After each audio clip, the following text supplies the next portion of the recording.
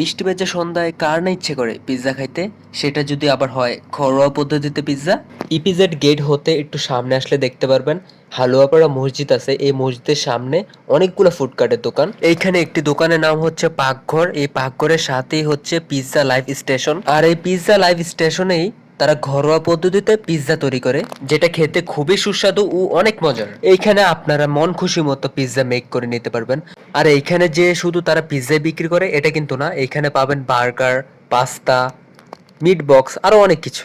আর সাথে cold drinks এর item তো থাকছেই। আমার মতে আমরা যে সবসময় রেস্টুরেন্টে খাবো তা কিন্তু না, নিজের মনকে মাঝে মধ্যে অন্যদিকে ড্রাইভেট করতে হয়।